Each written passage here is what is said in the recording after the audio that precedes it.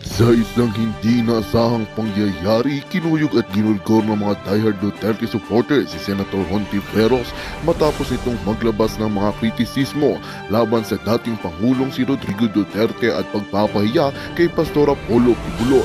Ang mga taga-suporta ni Duterte ay nagpakita ng kanilang pagkabahala at galit sa mga pahayag ni Senator Hontiveros na kinikilalang kritiko ng administrasyon. Ipinahayag ng ilan sa kanilang suporta at pagtatanggol sa Pangulo at sa kanyang mga kaalyado. Naging sentro ng kontrobersiya ang pahayag ni Senator Hontiveros na umani ng masiglang reaksyon mula sa mga taga-suporta ni Duterte. Ang di mabilang ng mga tweets, posts sa social media at mga pagtitipon ang nagpapakita ng mariing pagtuto sa kanyang mga salita. Sa kabila ng mga ito, nanindigan si Senator Hontiveros sa kanyang paninindigan at patuloy na ipinapahayag ang kanyang opinyon sa mga isyu ng bansa. Sa kasalukuyan, patuloy ang alitan at tensyon sa pagitan ng mga kritiko at mga taga-suporta ng dating Pangulong Duterte. Ang mga pangyayari ito ay nagpapakita ng malalim na hidwaan at pagkakaiba ng mga pananaw sa politika at lipunan sa bansa. Well, ito nga ang balitang ating pagkakatutukan. Ngunit bago ang lahat, siguraduhin mag-subscribe at ihit ang notification bell para sa patuloy na pagtutok sa mga sulyap ng bagong balita sa tunay na boses ng masa.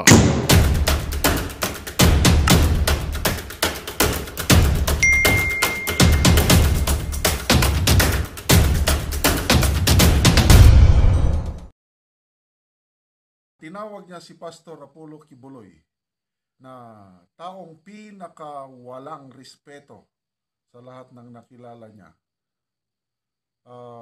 Pangalawa, tinuligsa niya o binatikos niya sina former President Duterte at BP Inday Sara bakit daw kailangan pa nilang mag-attend sa prayer rally sa Liwasang Bonifacio in support kay Pastor Kibuloy.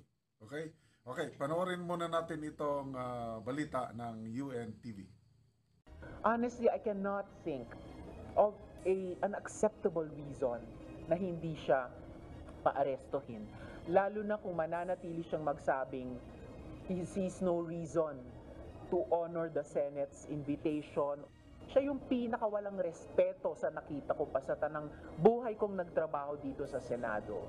Bakit nag-i-insist si Kibuloy na wala siyang obligasyong humarap? No? Sino ba siya para sabihin iyon? Piniligsa rin ng senadora ang pagdalo ni former President Rodrigo Duterte at Vice President Sara Duterte sa prayer rally ng mga taga-suporta ni Kibuloy.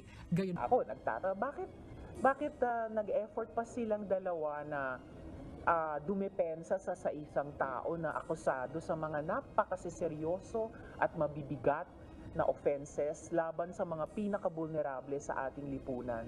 Sana yung effort nilang dalawa binuhos na lang sa wakas pagdepensa sa ating mga mangingisda at mga kasundaluhan natin at Coast Guard laban sa pagbubuli sa China. Bumuelta rin ito sa naging paratang ng Vice-Presidente na nagiging trial by publicity na umano ang investigasyon kay Kibuloy. Wala pong trial by publicity kay Kibuloy. Ang judgment on innocence and guilt niya ay nasa labas ng kamay ng Senado, nasa kamay ng Korte. So, anong basihan ng kagalang-galang na senadora na sabi niya pinakawalang respetong tao na nakilala niya si Pastor Kibuloy? Nang dahil ba sa hindi niya pagsipot sa hearing sa Senado? Kung ako si Pastor Kibuloy, to be honest, hindi rin ako mag-attend. Bahala nang tawagin akong walang respeto kasi according to BP Sara, it's a trial by publicity. So, ano pa ang ibang dahilan? Bakit sinabi ni Senator Hontiveros na pinakawalang respeto ang religious leader? Wala na akong ibang makitang dahilan kundi yun lang dahil ayaw mag-appear sa hearing. Okay, hindi ko kilala masyado si Pastor Kibuloy. Hindi ko pa nga siya na-meet. Kaya lang, sa tingin ko, yung kanyang pagkatao is ganito eh. Tell me who are your friends and I will tell you who you are.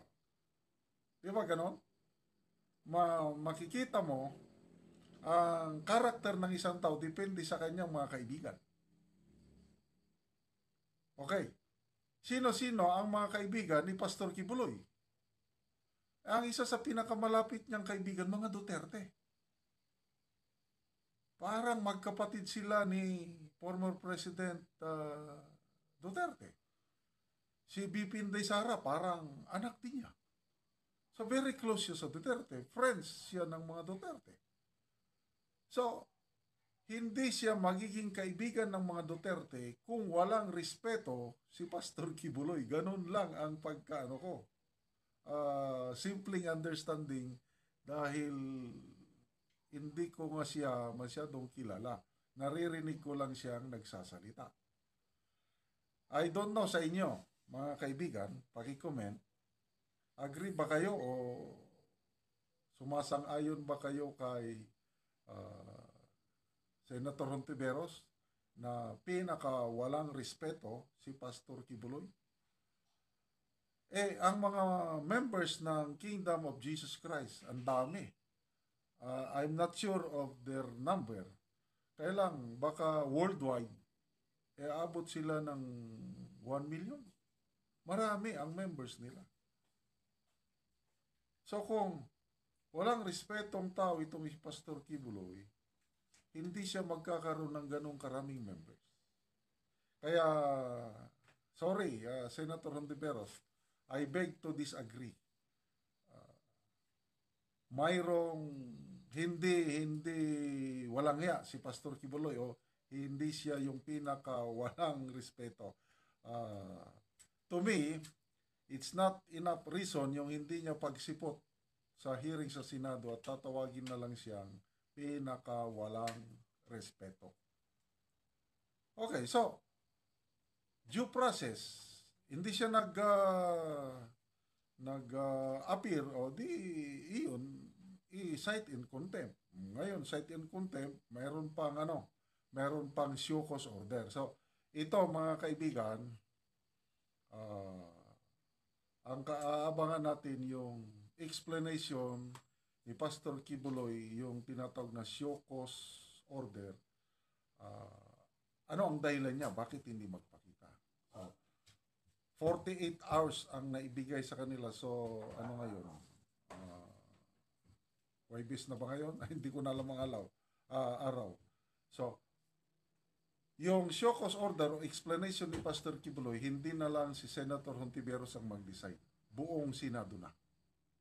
Kaya pag-uusapang maigi ng mga senador, hindi sila basta-basta mag-issue ng warrant of arrest kasi baka matulad sila sa mapahiya ulit sila yung nangyari noon sa Parmali Executives na nagdesisyon ang Supreme Court na walang due process yung ginawa noon ng Senado na pina-aresto, pinakulong yung Parmali Executives. Okay, punta tayo sa next issue, yung pag-attend ng mga Duterte sa rally sa Liwasang Bonifacio, hindi ka tanggap kay Senator Lisa. Ano ba yan siya makagalang-galang na senadora? Hindi ba karapatan ng bawat tao mamili kung sino-sino ang kanilang suportahan? Magkakaibigan nga sila bakit kung ang kaibigan mo ay nangangailangan ng tulong, hindi mo ba siya tulungan? Ganun lang kasimple yung ginawa ni former President Duterte at BP Sara Duterte, kaibigan nila si Pastor Kibuloy. Kaya nagpakita sila ng suporta, kaya nag-attend. Ngayon sabihin nyo na bakit nag-effort pa sila? O kaya na napikon ang senadora. Nagtatanong lang naman, napikon ba? O naalarma sa grabe ng tao. Ang daming taong nag-attend. Ilang araw yan. March 6, 7, 8, 9, 10. 6, 7, 8, 9, 10, 11, 12. 1 week. Talagang punong-puno ang liwasang Bonifacio ng tao. Hindi basta-basta yun. Oh, ganyan ba ang tao na walang respeto? Na 7 days na rally, dami pa rin nag-attend. At final day, nag-attend ang dating presidente at kasalukuyang vice presidente. Oh, di ba? Baka na-alarma na si Senator Hontiveros sa nakita niyang suporta ng mga tao kay Pastor Kibuloy. Kaya, to me, hindi mo pigilan ng isang tao sa pagpakita ng suporta. Kaya, hindi dapat ganon ang reaksyon ng senadora. Bakit nag-effort pa? Imbes na mag-attend sa rally, nagpakita na lang ng suporta. Anong sinabi niya? Sa mga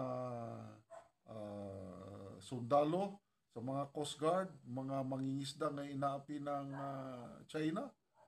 Anong kinalaman doon? Former President. Sabihin mo yun kay President Marcos na namatayan na ng sundalo sa Marawi, 6, hindi mo lang nagpakita. Dapat kay PBBM yun. Former president na siya. Bakit? Pakikipalaman pa ng former president yung kaganapan sa West Philippine Sea? Hindi ba hindi? Wala, ang layo ng kwan itong senadora na ito. Pasensya na po, Senadora Hontiveros. Malayo yung kwan nyo na imbes na magpakita ng suporta kay Kibuloy, dapat suportahan mo na lang ang mga mangingisda. Dating presidente, gobyerno ngayon, yung mga present, mga nanunungkulan, sila ang Tapos, mayroon pa siya, nahuli siya sa kanyang bibig, yung trial by publicity, kasi yun ang banat ni Vice President sa kanya. Di ba, ang ganda yung mga binitawang salita ni Islanderos. Sabi niya, trial by publicity, yung ginagawa mo, Senator Risa, sabi ng VP Sara, although hindi niya pinangalanan ng senadora, kaya lang trial by publicity. Oh, anong sagot ni Senator Risa? Nako, nahuli sa kanyang bibig. Ang makadetermine lang, sabi niya, ng guilt or innocence ay korte lang. Oh, correct. Bakit mo papipilitin si Pastor Kibuloy na mag-attend sa hearing ninyo na alleged sex abuse, child abuse ba yan, human trafficking, mga alleged lang yan eh. Tapos ang mga testigo ninyo, unproven yung identity nila, nagtatago. Bakit hindi na lang sila dumiretso sa piskal at mag-file ng complaint? Ngayon, ang DOJ, ginawa na ng trabaho, nag-file na ng kaso sa korte. So, ang korte ang makadetermine ng guilt or innocence ni Pastor Kibuloy. Tama yung sabi mo. Kaya ipaubaya mo na sa korte, kagalang-galang na Senadora Risa Hontiveros. Nahuli ka sa imong sariling bibig. Ibig sabihin, wala nang silbi ang imong hearing. Kasi nga, kung pakinggan natin si si VP Sara, it's a trial by publicity. So, huli sa bumanga ang senadora. Wala nang silbi ang kanyang hearing. Magandang araw mga kaibigan. Pag-usapan natin ngayon ang pagbuhos ng suporta ng iba't ibang grupo ng tao kay Pastor Apollo Kibuloy at yung posibilidad na kung hindi titigilan ng gobyernong ito ang panggigipit kay Pastor, baka magbunga ito ng karahasan. Kaya panoorin natin itong balita ng SMNI at pakita ko yung isang grupo na grabe, sulit ang suporta nila kay Pastor Apollo Kibuloy kahit hindi sila member ng Kingdom of Jesus Christ. Katanaw na mo mura og bias kay daghan og followers si Pastor Apollo Kibuloy nga mga Muslims, and he recognized, he love us, Yes, sir. he love us Muslims. So as Muslim we also love him. Wala pa man gyud mi anak gyud nagkahimamat. Hopefully this will reach to Pastor Apollo Kibuloy na we are here. We feel the oppression in your heart. Tungod kay naagihan na muna. Dahil dito, nagpahayag din ang ating mga kababayang Muslim ng MNLF na kahandaan nitong lumaban para sa katarungan kay Pastor Apollo C. Kibuloy. Ang sa akin lang, I really appreciate our first meeting and you convinced me as a true person. Ang sa akin lang po, of course, you are a religious person. Only God can design everything. No? We surrender to our God. But nevertheless, ang sabi nga ng ating mga matatanda, I can never help you if you do not help yourself. No? Parang ganun, no? So, God cannot help you if you will not. So, we will be doing everything as our chairman said already. We are in full support of Pastor Apollo Kibuloy. And of course, as we surrender to our God, we are praying for His redemption. I think that's the term. For His redemption and that He would be given justice. Para kay Mr. Kibuloy, gusto ko ipaabot sa kanya na i-maintain niya yung pakikisama niya sa mga tao. Kasi doon lang gagaling ang kagandahan ng tao. Pag inayos o maayong ang pakikitungo mo, talagang ang mga tao bibilib sa iyo. At silap ang lalaban para sa iyo. Ang sabi po kay Pastor, tabangan gud siya sa tanan tibuok Mindanao, makiguo sa gud siya. Siya isa ka pastor nga maayuhon siya sa tao. Anak lang mi, labi na kaning mga tausog, Muslim, Islam, Christian ug Lumat, tabangan gud nato si Pastor Kibuloy.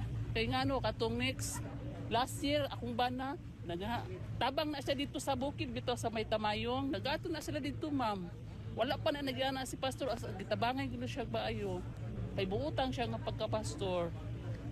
Ang mensahe ko kay para sa Pastor Kibuloy nga unta kaluyan sa aula nga masulbad ang iyang mga problema tungod sa mga laing lugar labi na dito sa Luzon. Makigbisog gud mi, labi na kami mga Islam. Lahi mi kami nga Islam. Basta ang among tumong gyud sa nga mutabang walay pagduha-duha, walay pagtraidor, basta tao maayo amo gyud lang tabangan. Dili mi mahadlok kami mga tausog, mga Islam, dili mi mahadlok sa among katungod, dili mi mahadlok mapatay, basta among katungod pakigbisog gyud mi. Labi na karon si pastor giingana nila nga laing lugar, amo nang pakigbisog, amo nang tabangan insyaallah. And we support Pastor Apollo Kibuloy. Allahu Akbar! Allahu Akbar! Sa huli ang kanilang panawagan sa kasalukuyang pamahalaan, katarungan para kay Pastor Apollo C. Kibuloy at pagkakaisa para sa taong bayan. And then panawagan ako sa government ni BBM, please stop it. Kay Brother Martin Romualdez, stop it. So, yun po ang ating kapatirang Muslims, mga members ng Moro National Liberation Front, specifically yung mga nakatira sa Davao City at neighboring areas. Alam ko, itong si Pastor Apollo Kibuloy, maraming tinutulungan ng mga Muslims and yung mga members ng indigenous tribes. Maalala ko nga nung prayer rally dyan sa Liwasang Bonifacio, sa Senado, maraming mga katutubo na nagpunta, nagpakita ng suporta. So, ngayon, natuwa ako na nakapanood ng MNLF Declaration of Support. Tinaon nila yung 56th anniversary celebration ng pagka-establish, organized ng MNLF. So, marami na akong mga napanood na videos na mga Muslim students nagte-testimony na scholars sila ng grupo ni Pastor Kibuloy, tinutulungan sila makapag-aral. At nakakatuwa itong ganitong mga balita na ipapakita ang kabutihang loob ni Pastor Apollo Kibuloy. Kasi grabe yung paninira sa kanya at may mga tao na hinusgaan na siya. Tinatawag na siyang kriminal. Anyway, hindi natin kontrolado ang paniniwala ng tao.